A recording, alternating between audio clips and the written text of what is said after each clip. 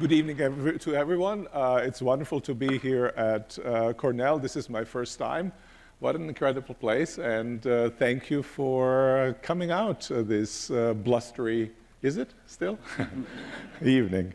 We have been instructed to give a kind of a personal account of where we stand with regard to the issue at hand. So a kind of spiritual, intellectual journey. That's obviously very difficult to do in 5 minutes that we each have.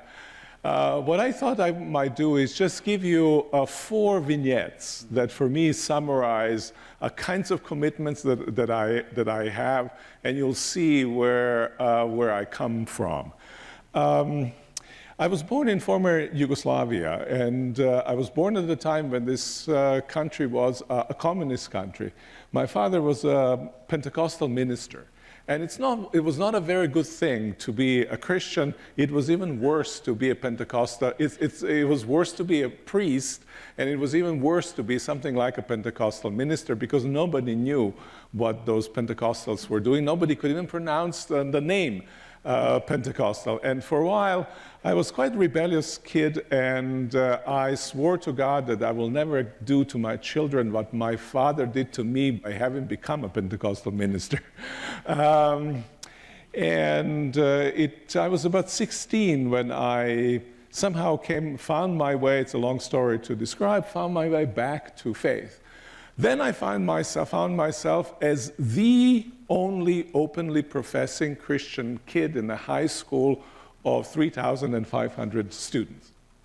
Everybody wanted to know, why is it that I believed, how it is that I believed, and suddenly I was enmeshed in all sorts of very significant intellectual, spiritual debates, which was absolutely great, but I was definitely a small minority.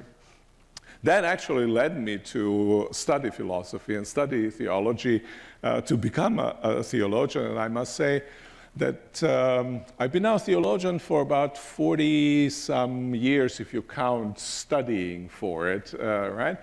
And I have not regretted one moment the decision that I made to be a theologian, partly because I'm very happily committed not just to my discipline, but to what this discipline is actually about. It's about the search for the truth of human existence. Second little vignette that I want to give you is I ended up, Yugoslavia broke up as a communist country, and broke up in inter-ethnic strife, where you had ethnic groups belonging, 3 ethnic groups belonging to different religions or denominations of religions at war with one another. Identities hardened, and the war was going on, and the first victim of war often becomes truth. Fake news is what started that war in former Yugoslavia in many ways, or at least what fueled it for quite some time. Commitment then to truth, truth that isn't defined internally by what a particular group sees to be true, but transcendent meaning of truth became for me one of the fundamental commitments that I have. And ability also to speak that truth publicly was absolutely foundational, both on the basis of the communist experience and also on the basis of my later experience with the breakup of former Yugoslavia. Scroll up a little bit. I have then, as a result of the work of thinking about the war in former Yugoslavia, written a book that was mentioned called Exclusion and Embrace, in which I reflect about nature of identities, their relationship to the other, and in that context also reflect about the question of the truth. How can one find the truth that transcends each of these groups, but nonetheless in such a way that each group can from the vantage point where they find themselves, start and pursue a journey toward the truth that can bind the two together. And finally, I want to mention a course that I teach at Yale, that I've started teaching at Yale, at whose heart is what we described as truth-seeking conversations. And it's a course called Life Worth Living.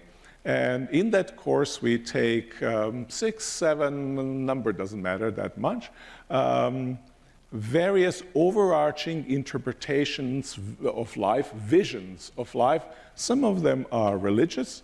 Generally, we do Buddhism, we do Judaism, Christianity, and Islam. Some of them are not religious. We do utilitarianism, we do Nietzsche, maybe another secular as well.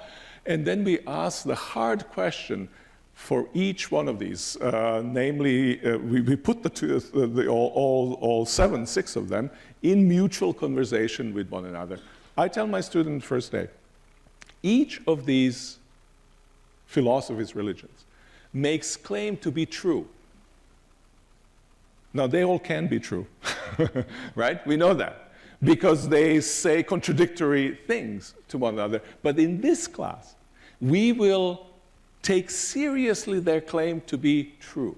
We will treat their claims as truth claims, and we will engage in open and vigorous discussion about the nature of truth in conversation with these traditions. Class has been now taught for 5 years at Yale. It is mainly for college students. It is meant not just to be an intellectual journey through various options, but also existential journey through these various options. And I can say it has been a fantastic experience. We can, at the universities, engage truth questions seriously, and truth questions across the fairly stable lines of difference, and end up enriched. As a rule, we get top ratings for our class because students love both the existential and the intellectual side of it. And I can tell you, it's one of my favorite classes that I teach. Thank you very much. Thank you so much, Miroslav. Vijay? Text us with your questions. I wish I could take Miroslav's class. That sounds fascinating. My name is Vijay Pendakur, and we were given the prompt to talk about what kind of life experiences led us to having our academic interests, particularly connections with truth, tolerance, inclusivity. So similarly, I'll borrow a page from the idea of vignettes. I think that's a great way to try and communicate about the life experience. And so I'll just share 2 quick vignettes that I think when I look back on my lived experience led me to my academic interests in these concepts. One is growing up biculturally. My parents are immigrants from India, and me and my sister had a lot of really wonderful experiences as small children, being fortunate enough to be able to travel back to India repeatedly with my parents, sometimes for long periods of time, because my dad was doing his PhD when I was born. He was doing his master's when my sister was born, and he was in his first job as a faculty member, as a junior faculty member, when we were little, very little, and coming of age. And so he was really ambitious, doing his research, trying to get tenure, and his research area is in India, and so he would get a grant, and we would go. And we got to go back to some villages in southern India where my parents are from, in the early to mid 1980s for 3 months, 6 months, 9 months at a time. So I had the fortune of missing a fair bit of school, which was great at the time. But I got to experience a way of life that was so dramatically different than life in 1980s Chicago, where our home was.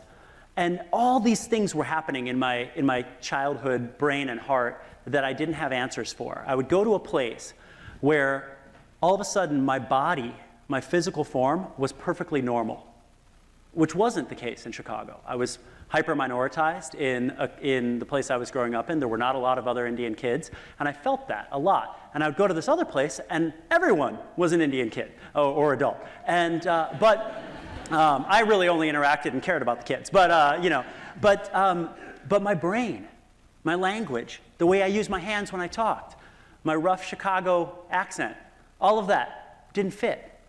So there was this schism, there was this dissonance. I had my parents telling me and my sister, we're going home. We got a grant, we're gonna go home. I was, oh, is that home? No, what's Chicago? Oh, that's home too. Oh, okay.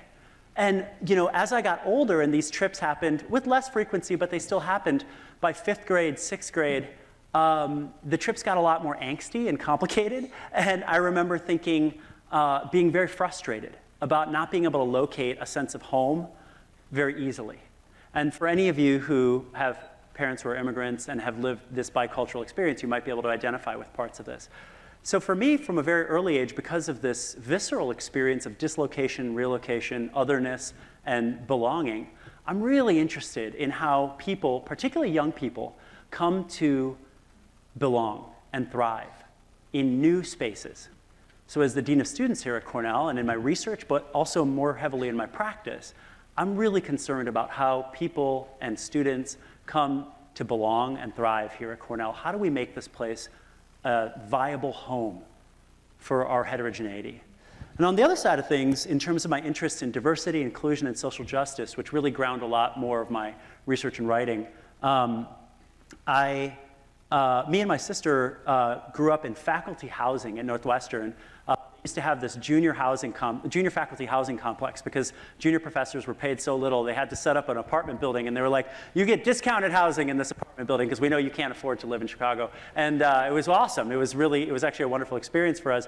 But my parents saved up enough money by the time I was 8 in 1986 to buy a home. And this was a big goal of theirs as immigrants. They came over in the 1960s, and by the mid-80s, they'd saved up enough money that they wanted to try and buy a house. And they bought a house right at the northern edge of the city of Chicago, and on Howard Street, which is the northern border between Chicago and Evanston. Any Chicagoans in the room? Yes, all right, right. There's like 2 of us. Third biggest city in the country, by the way. When we moved into the Howard Street neighborhood in 1986, it was an all-black, multi-generationally low-income community. And my sister and I went from one form of dissonance to another form of dissonance. And growing up as the 2 Indian kids in a low-income, very under-resourced black community, at the same time, in the mid to late 80s, the crack entered the community in a really profound way and changed the community dynamics dramatically around us. I had a lot of visceral, formative, and really unpleasant experiences with difference, with violence, with crime, with inequity growing up. And by the time I got to college, I was really obsessed with questions of how poverty is created and maintained, how racial divides are created and maintained, what systems are at work that teach us how to interact with each other or that structure different outcomes for different communities. I went to elementary school with a bunch of kids that all seemed pretty sharp, pretty good people, but by junior high and by early high school, some of them were already serving their first terms in prison. How does that work? And any of you who have firsthand experiences with those kinds of things know that you can, even before you have the intellectual language for it, you can know in a more spiritual level that something's really wrong here, and that questions of fairness and inclusion, meritocracy need to be troubled and investigated more closely. And so those are 2 personal sets of experiences and vignettes that have led me down the road that led to my academic interests and my work. Thank you. So as we stated in the beginning, the forum today is it's on the topic, can truth and tolerance coexist? And the dialogue we're going to have with the 2 speakers and later on with your questions will center on the intersections between truth, convictions, as well as tolerance within the context of inclusivity, the role of safe spaces, within the university as well as beyond the university. This is why we have this opening remarks, because their experiences professionally and personally will actually frame their responses. So the first question, I will start with you, Vijay. And the question I have, and each speaker will have about 5 minutes for this question. How does truth relate to your social and cultural interactions? And within this question, if you could also define what is truth to you. You know, the Veritas Forum was kind enough to actually provide us with a snapshot of some of the questions we'd be asked ahead of time. So you'd think I'd have, you know, an amazingly glib answer for you here. And this is the hardest question for me tonight. How does truth shape my social and cultural interactions? I'm not a philosopher, right? So you're going to get a way better answer from Miroslav on this one. But a couple of things that come to mind for me, you know, I think for me, I think about my social and cultural interactions when I was a teenager and when I was in college, and even in my years after college, in my early 20s. A lack of truth, I think, shaped a lot of my social and cultural interactions. A lack of surety as to who I was really shaped a lot of the friends I was making or not making. I went to college at the University of Wisconsin-Madison, and so I left a complex situation in which I kind of came of age in a black other binary, with my own identity being the other, and went to an extraordinarily white, homogenous space in the mid-90s. And in trying to find a sense of self at the university, I remember, you know, and I didn't have a very strong sense of self. You know, those experiences of biculturalism, of moving into the Howard Street neighborhood, there was a lot of rich, you know, seeds that had been sown, but they hadn't germinated yet by the time I got to college. So it was kind of a hot mess as a freshman, and really searching. And my social and cultural interactions were oftentimes spent trying to figure out how to balance my political commitments to social justice work and to advocacy work for communities of color, which was really important to me as an undergraduate student activist, with the pressures I felt from those communities to not be friends with white people. There was a real divided experience at the university at the time that if you were gonna ride or die in communities of color, if these are the communities you're gonna show up with, then you were not gonna be friends with white people. But white people were 91% of the undergraduate student body. So I really struggled with that delimiting my opportunity to just experience why I had gone away to Wisconsin. You know, it just didn't make sense to go to Wisconsin and try and pretend I wasn't in Wisconsin for all the years that I was going to be at school. But when I would, you know, take different classes or join, you know, a club sports team, or you know, do something that would put me in contact with white people that I was really like, oh, we have a lot in common. We like the same movies. We should hang out or whatever.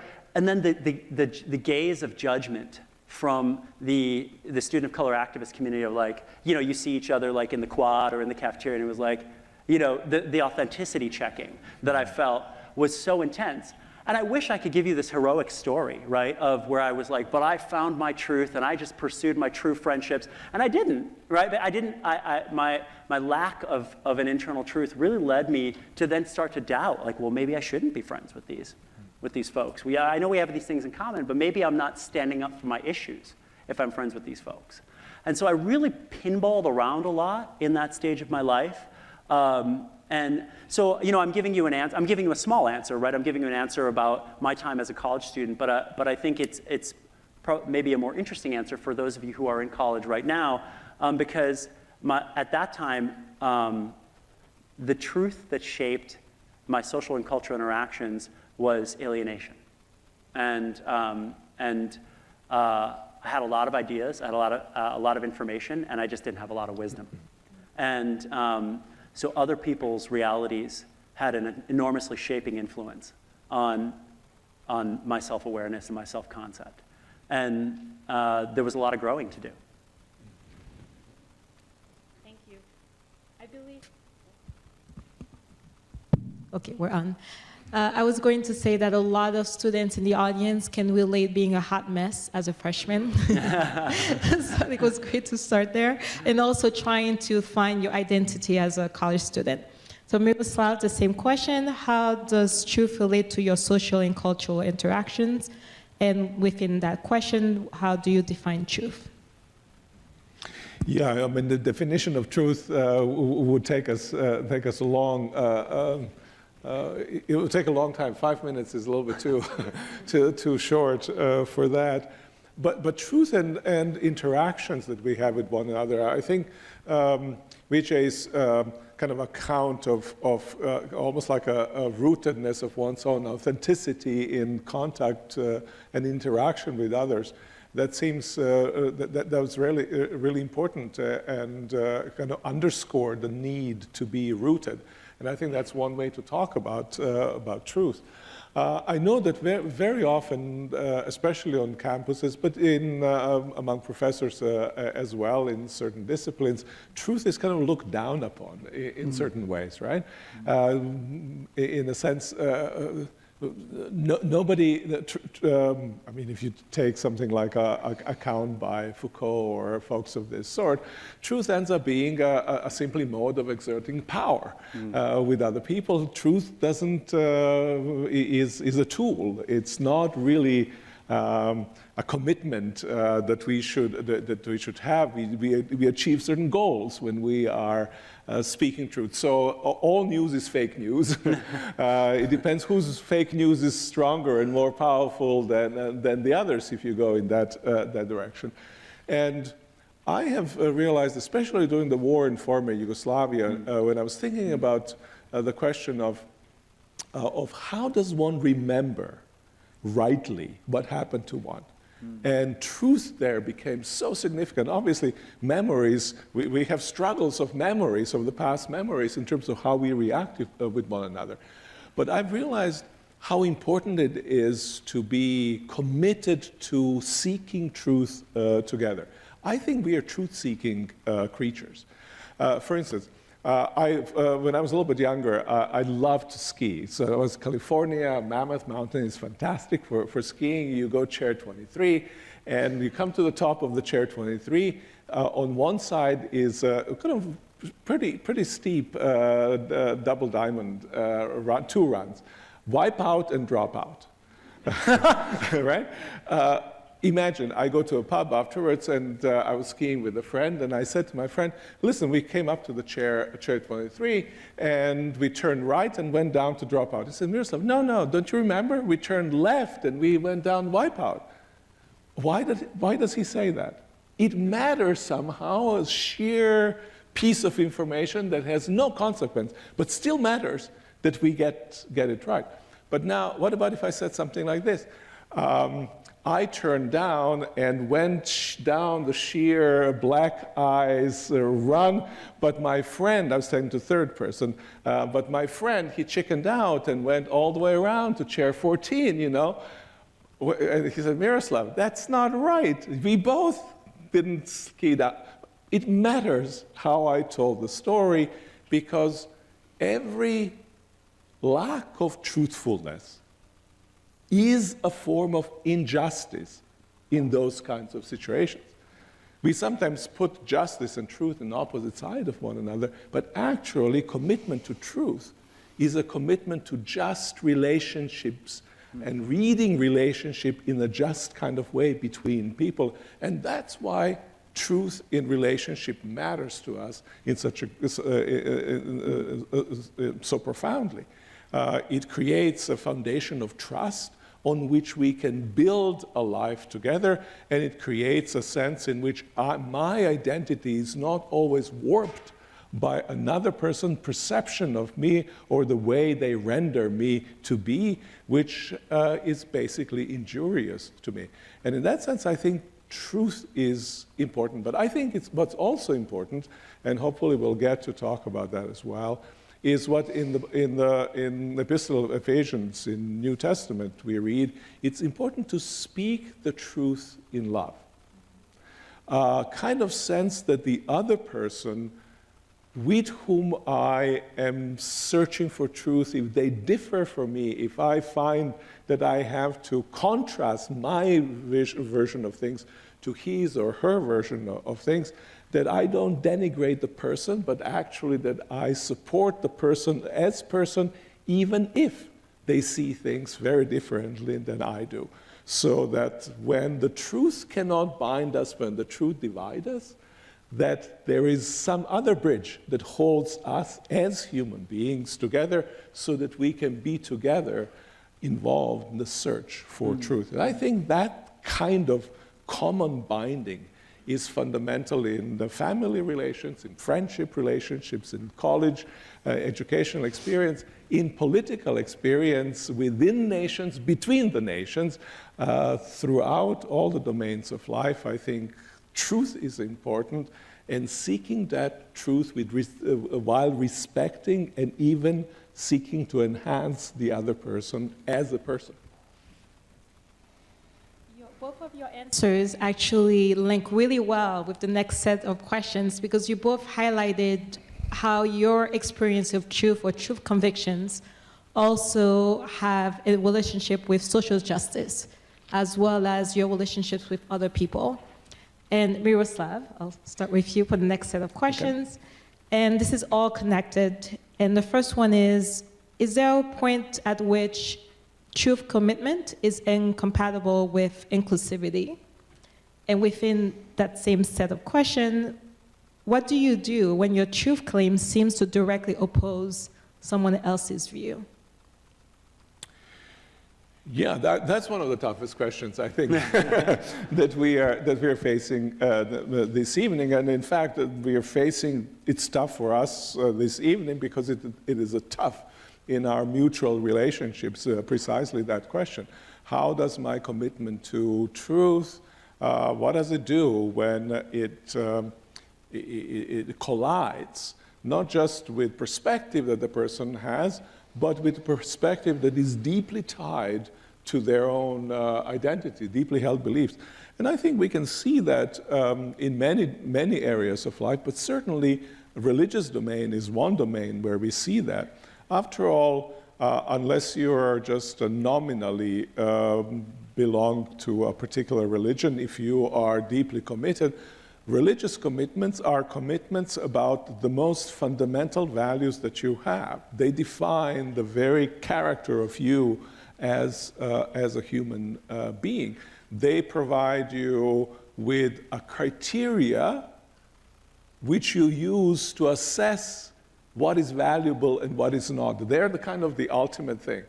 That's not just religious truths. For instance, if you take philosophy of Nietzsche, but by the way, I'm a Christian, but Nietzsche is my favorite philosopher. I used to read Nietzsche for devotions. I had him on the bedstand, and I would always read a little bit of Nietzsche because I thought he is absolutely spectacular, and all wrong and absolutely spectacular. And I still continue to read him and teach him. I find him, we've become really good pals and disagree most profoundly on things, right? But for him too, for his philosophy too, right? He was about new tables of values that he wanted to establish, right? Those new tables of values, everything in life is evaluated on the basis of these new tables of values. That's why he said, crucified against Dionysus, right? Dionysus against the crucified, the two tables of values. Now, is it possible to pursue the question of truth while respecting the identity of that person? Well, I can tell you, my pal Nietzsche and I are doing really well, right?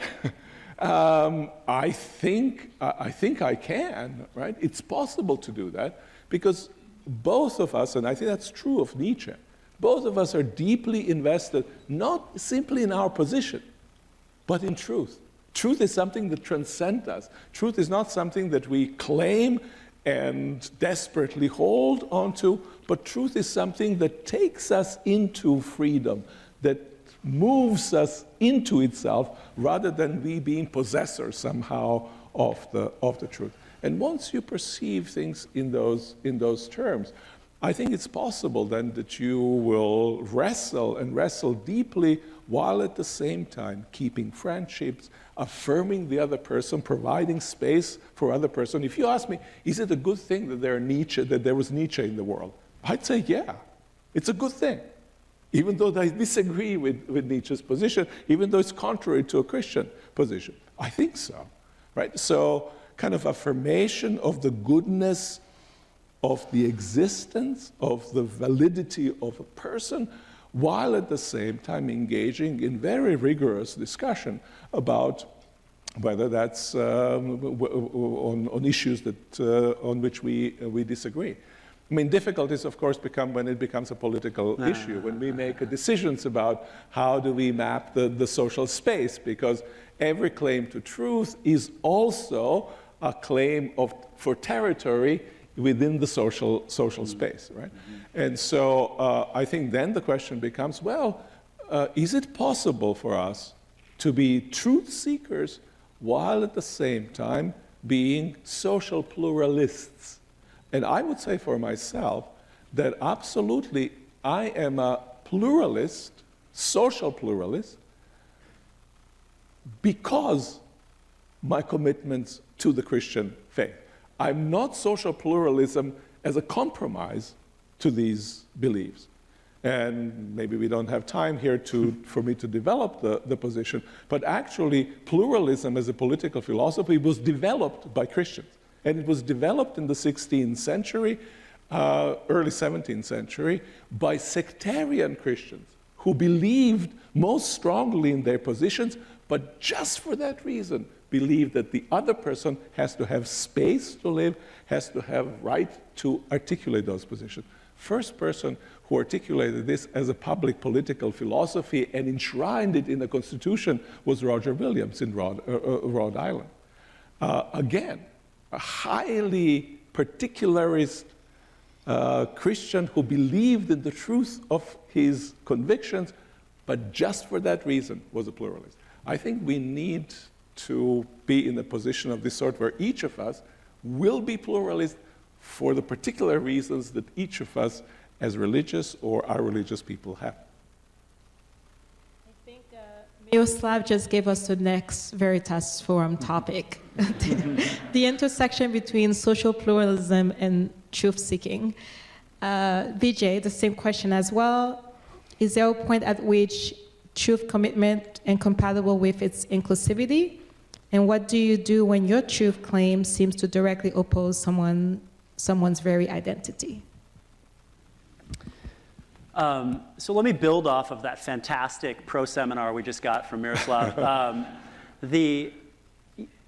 Rather than speaking about this in the abstract, which will immediately take me out of my depth, let me share a few remarks about what I see happening on college campuses in our country today, which really dovetails with the end of what Miroslav was talking about, which is in individual interactions, if I'm pursuing the truth and you're pursuing the truth, we can have this rigorous exchange.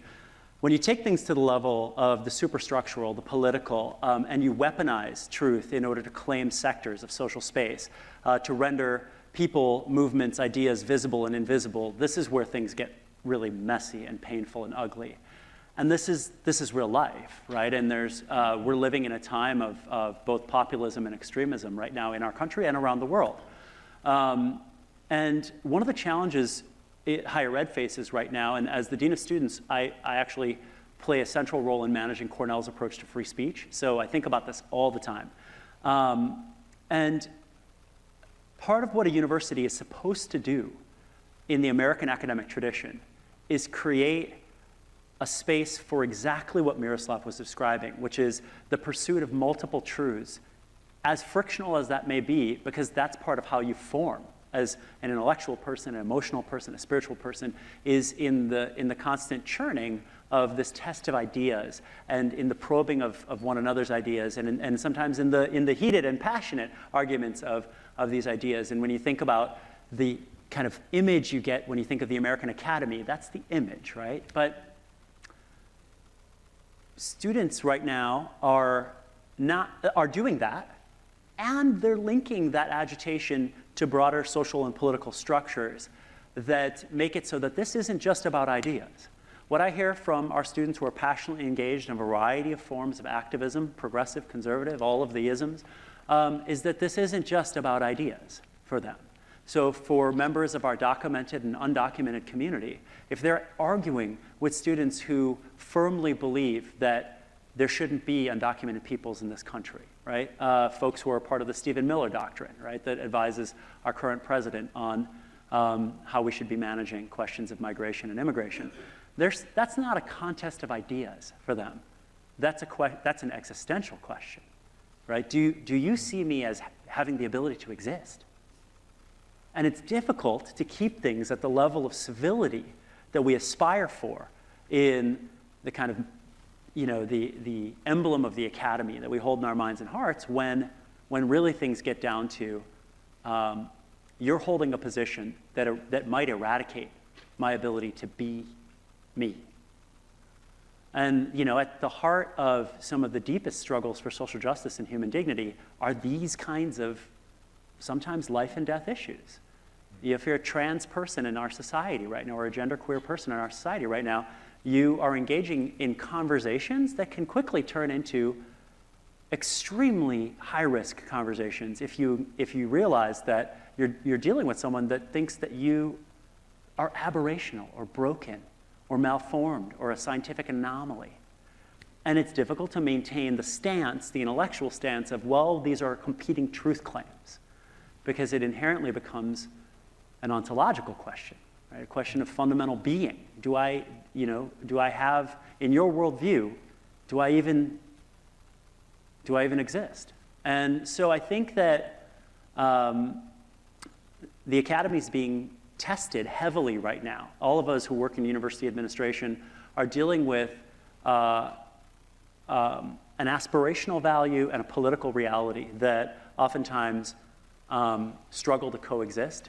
We aspire to create intellectual pluralism. Many institutions also have aspirations of dignity, equity, and justice. And our students are doing the best job at raising some of the internal contradictions in intellectual pluralism and questions of dignity and justice. If all viewpoints have the right to exist, what about viewpoints that obliterate other people's humanity? And I don't think that there's easy answers to this. And as we sort of continue to soul search and find a way forward, I hear from a lot of students here at Cornell who feel like the current tolerance for all viewpoints puts them, because of identities they carry, at risk for feeling unsafe the entire time they're here learning. And what we know about safety and learning is that if you truly feel unsafe, it's very difficult to flourish. And that keeps me up at night. Just to register a very important issue, and I completely agree that is fundamental.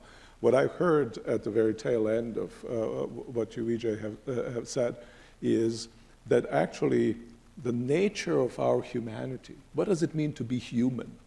That may be one of the central issues that's being debated.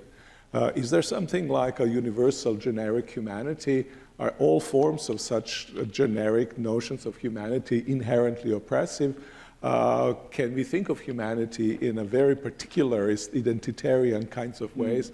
This is an issue on our campuses. This is an issue of in the European right. Yeah. This is an issue all over the place, which I think we're not sufficiently debating, and you're right to put your finger right on that question. The question of truth takes us right to that question of nature of our humanity. Along with the nature of our humanity, I think you were highlighting, Vijay, the fact that the university is supposed to be a safe place. Not only a safe place, but a place also for someone to feel that they have a safe space to exist. So that leads to our next to last question, which is, what roles should the university play in the tension between safe spaces and freedom of speech? And I'm adding to this freedom of behavior. We'll start with you. Oh, boy. All easy questions. Yeah, right.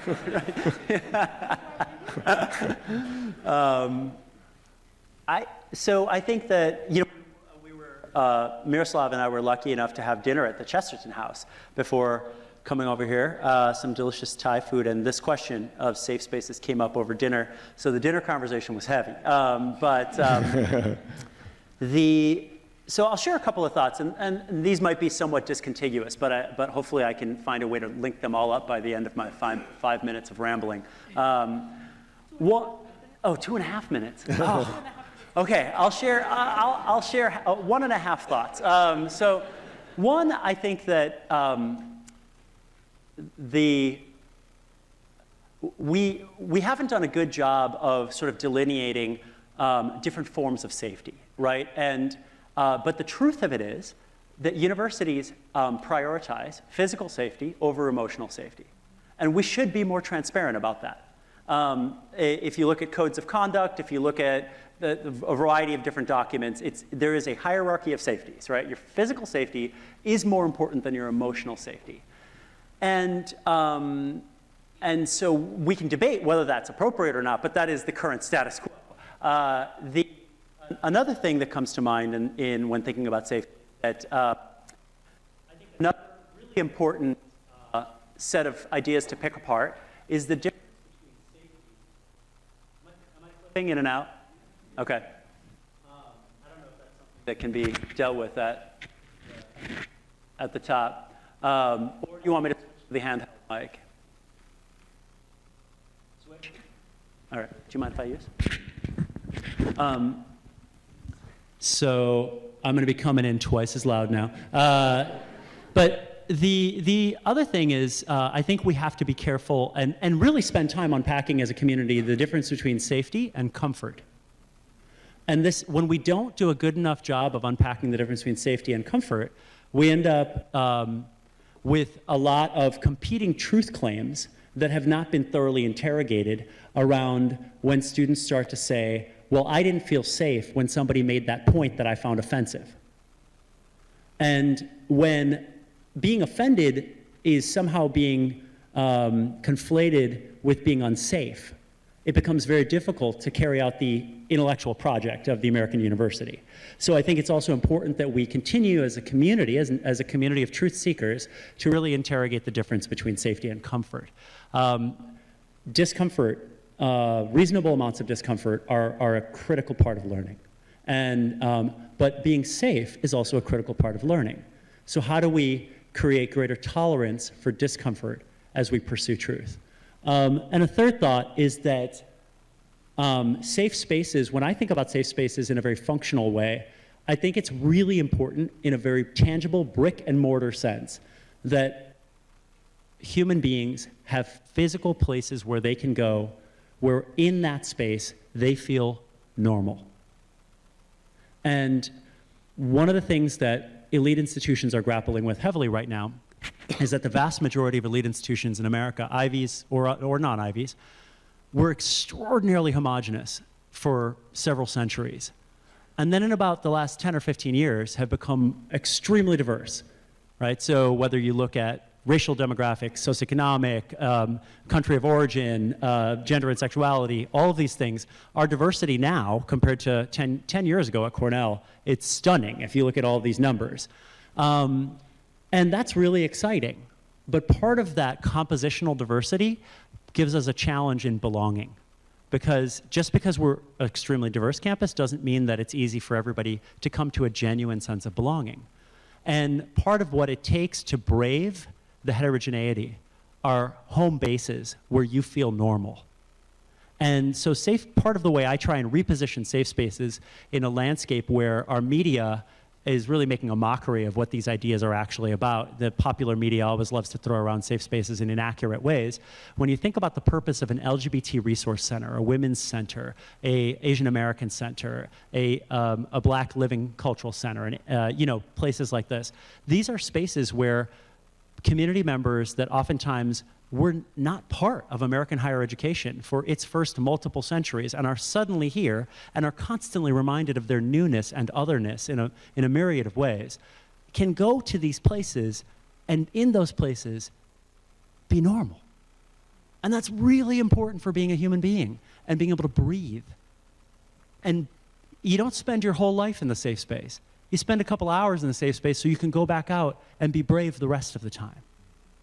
And those places are critical if we're going to be a university that goes beyond simply admitting diversity, but empowering diversity to flourish. Thank you so much, Vijay. I think it was interesting how you started by talking about emotional safety and physical safety. I think given your status within the academy, that you have a different understanding of these different types of safety. I think as a student, as an undergraduate student at Cornell, being the mostly white institution and being a black female undergrad, I think I worry much more about physical safety. And as a faculty now, I see, I advise a lot of students to have a different understanding of emotional safety and physical safety. I think that was interesting. Okay, the same question. What role should the university play in the tension between safe spaces and freedom of speech, as well as freedom of behavior? Yeah, I think I agree with so much of what Vijay has said, especially the kind of sense of space, that is to say, physical environments which feel as a home and which function as a home to students or to any of us actually in all the interaction, but we are talking about especially university settings. I think I personally think that's really very important. I also think that safety isn't just feature of space. It is a feature actually of interactions. And a lot of attention needs to be paid then the character of one-on-one interaction to create a sense of safety. Let me give you an example of how I practice it. Not that it's necessarily always exemplary, but maybe this one particular case is a successful form of practicing something that I think maybe is applicable more widely. So I'm writing right now an introduction to the revised edition of Exclusion and Embrace, which is about identity, negotiating identities, truth claims, pursuit of justice. All of these things are connected with that, are addressed in that book. And I'm taking up that question in the context in which politics of identity, both at the universities and the world at large, has exploded in its importance. And one of the significant actors in the identity politics worldwide is New European Right, which is, from my perspective, the exact opposite of where I personally, as a Christian, find myself. So I was at a conference where one of the main philosophers, of the German philosophers of the New European Right was present. And I was just then contemplating of writing new introduction to Exclusion and Embrace. And I thought, okay, so let's do it this way. I'm going to talk to Caroline Sommerfeld, and we've been in correspondence, we've been reading each other's work. I'm going to ask her what she thinks about Exclusion and Embrace. How would she respond to this? I'll try to engage her on all central kinds of issues. And over the past 3 months, we have had exchange of ideas. We couldn't be further apart. My text is an anti-identitarian text, right? She is identitarian philosopher, right? But it was possible for us to engage because it mattered to me when, in this introduction, that I articulate her position in the way that she would recognize herself and say, Miroslav, yes, that's what I hold to. I'm not distorting her position. My way of respecting her is showing that even her position I'm going to take seriously enough that I'm going to articulate it in such a way that she can smile and say, Miroslav, even though you disagree with me, you've stated what I believe and stated it correctly. Right? So now this is a safe space for her, right? I have not distorted her. She has not distorted me as well. in the process of our interaction, translate that to our everyday interaction about identity questions, about all sorts of questions that we engage. When you do something of that sort, you say, I respect you. I honor not just you as a person, but I honor your position in such a way that I need to be careful that I articulate it where you want it articulated, so that we can have a conversation that's productive, rather than we are sitting in each of our little echo chambers and throwing stones at each other without truly coming to any deeper understanding of each other. We are now at the time for those coming on stage, at the time of wrapping up the prepared questions. And we are going to entertain some of your questions. And I get to have the true power to choose. What's that, exclusion and embrace? Or what's happening here?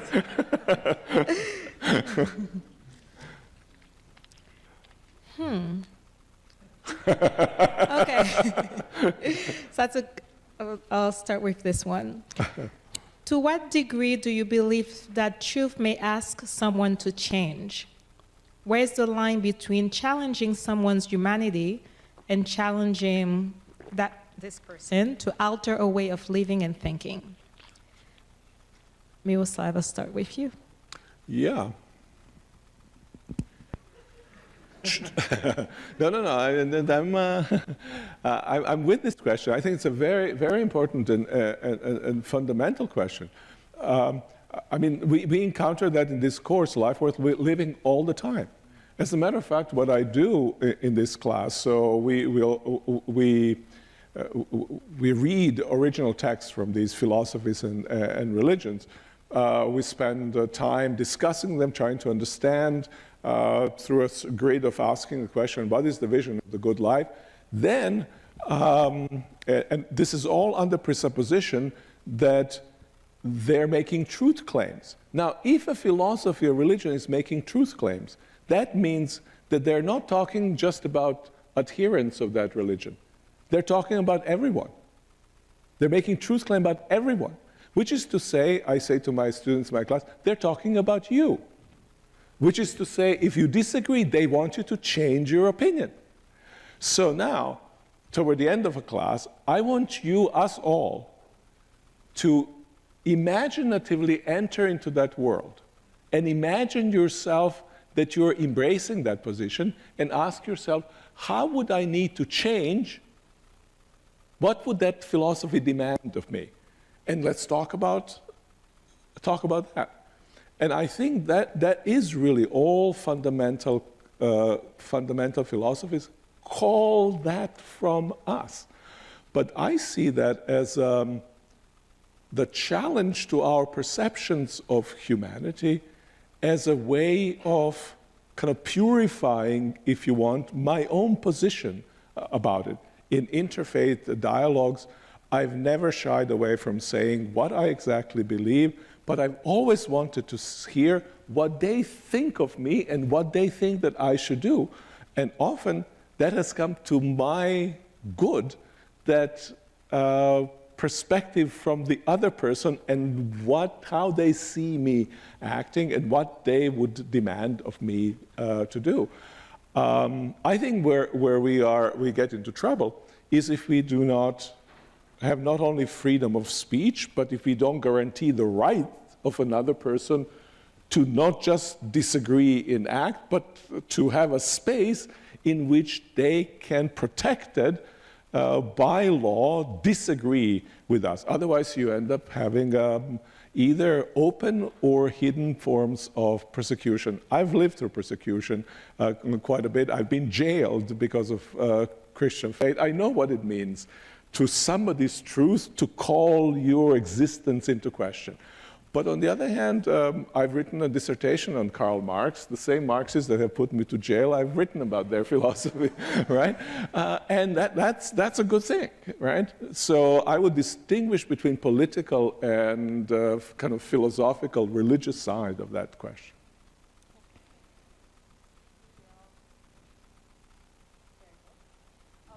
Question for you, so that Do you remember the question? I'll repeat it. To what degree do you believe that truth may ask someone to change? And along with that question, where's the line between challenging someone's humanity and challenging this person to alter a way of living and thinking, or thinking? I really like Miroslav's answer to that question. So,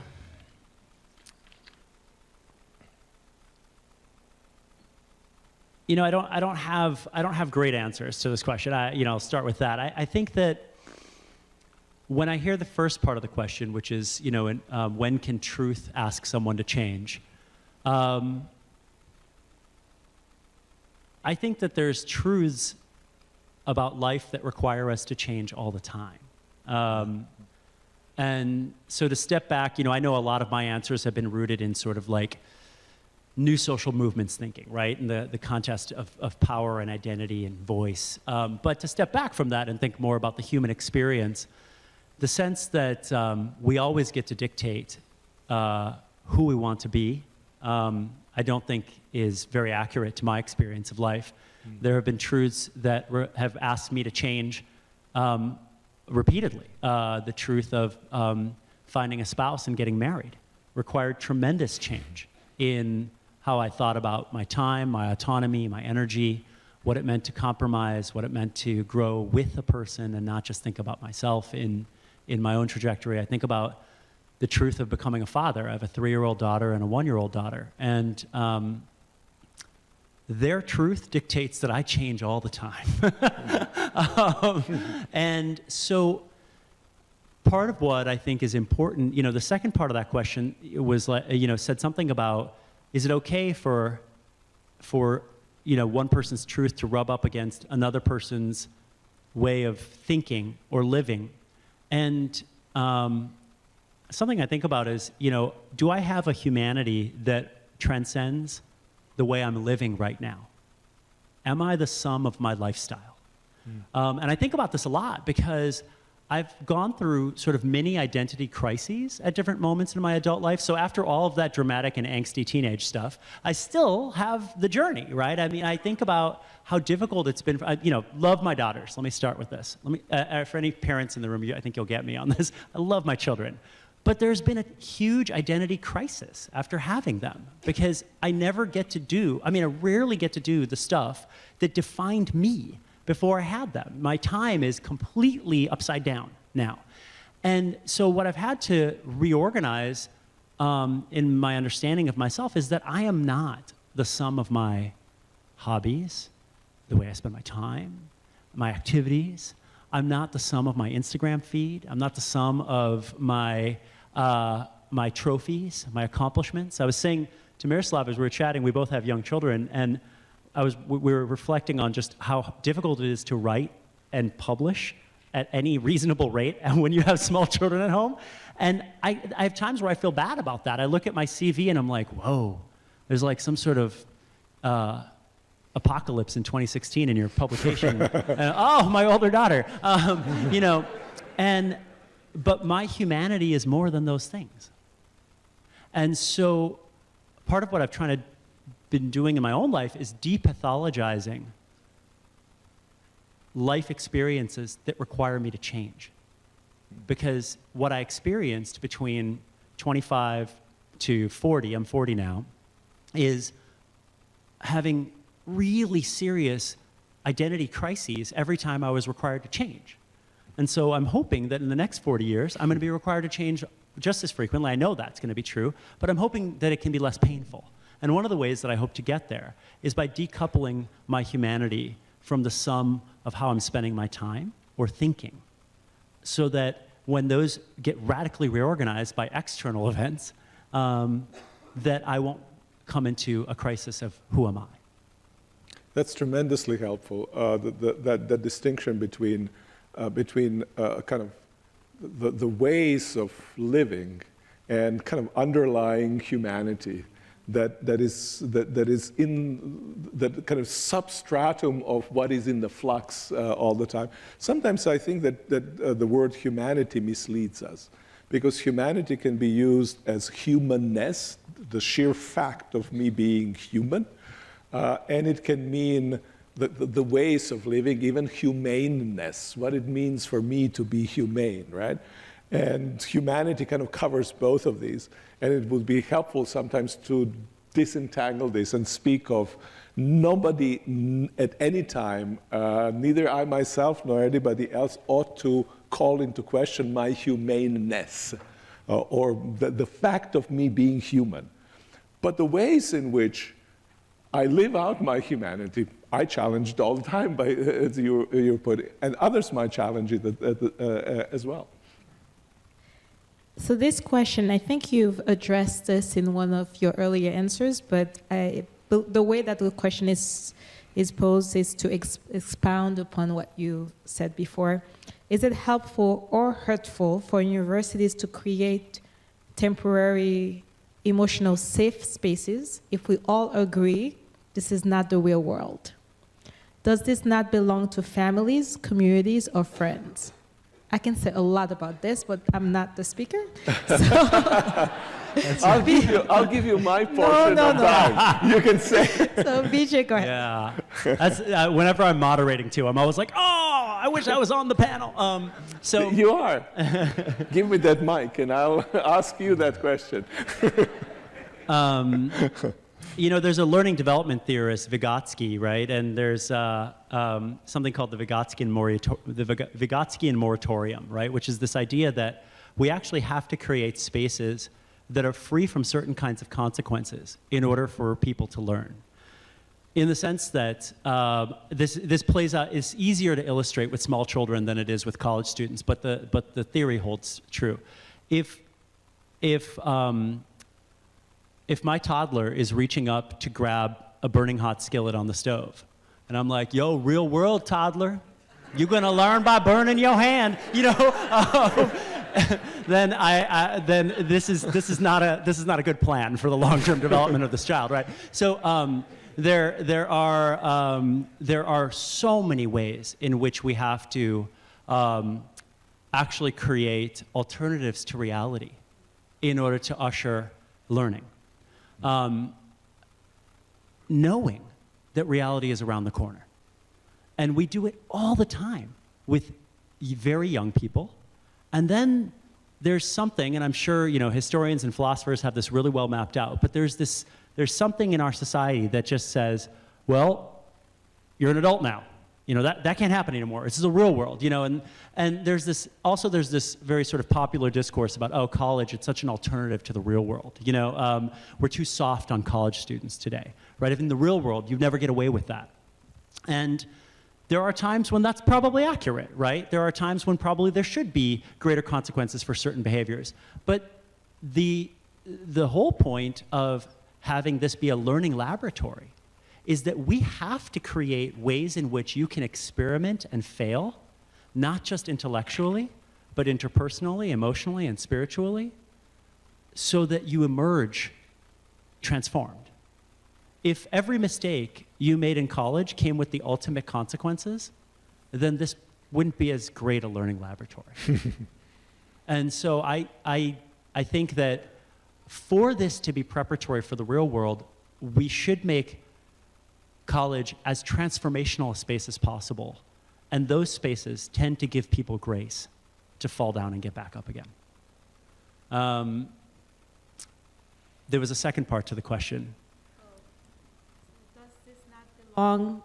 The question was regarding universities being helpful or hurtful in creating these emotional safe spaces, which you addressed. And the second part is, doesn't this role belong to families, communities, or friends? Yeah. I mean, look, ideally, sure, it would be amazing if if every one of us had families, communities, whatever we mean by that, and friends that gave us the Vygotskian moratorium so that maybe the university didn't have to be it. But what I know about our students and the human experience is that that's not necessarily true. Many people come to the university and they're actually trying to get away from their family if they're coming from an environment which was toxic or abusive or unhealthy or unsafe.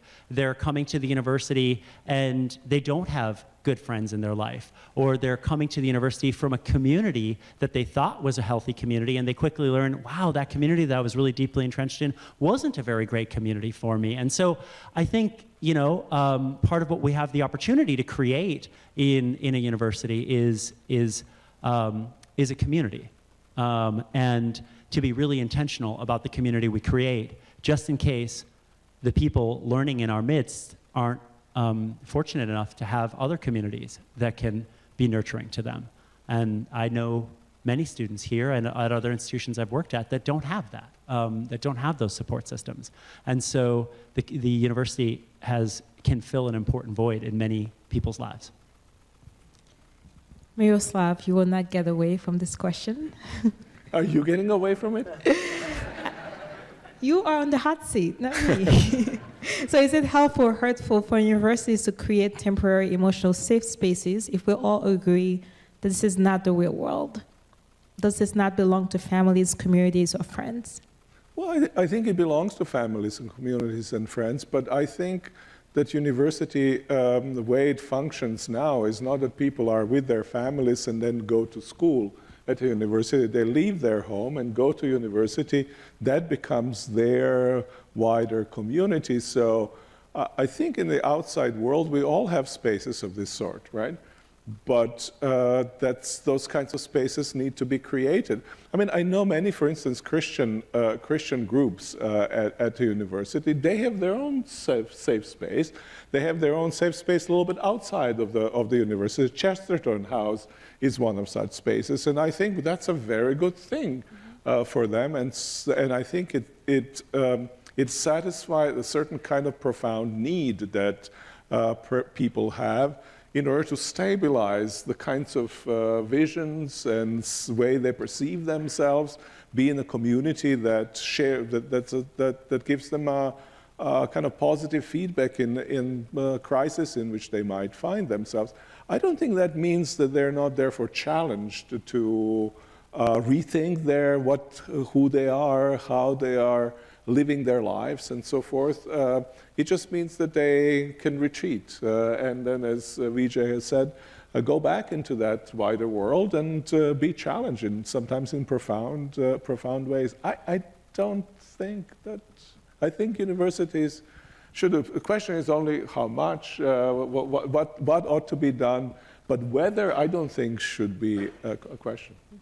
Yes, I agree. Provided I think that intellectual exchange, and I think we agree on this, and during our dinner, actually, we had the same conversation. That doesn't mean that intellectually there wouldn't be a challenge, and there wouldn't be sharp arguments that are happening. Once intellectually you cannot articulate your position, then it becomes, I think, from my perspective, difficult. While at the same time, keep in mind what I said earlier, I think the person articulating a position to someone has a responsibility to respect the humanity and dignity of the person to whom they're articulating that. That's, forget about rights, which I think they have rights to that, but think about responsibility. Certainly I, as a Christian, would say, I have to speak truth in love, which is to say, taking the individuality, the personhood of the person with whom I speak seriously, and honor that. Honor them as persons, honor the positions that they have, not agree with them, but honor them, right? That seems to me, Apostle Peter writes in his first epistle, it says, has actually command. It's surprising to a number of people, especially those who don't know the Bible. Many of those who know the Bible, it says, honor everyone. Honor everyone. That's a command. And I think that creates then intellectual safe space to disagree, and sometimes disagree in strenuous ways, because you're being honored in that disagreement.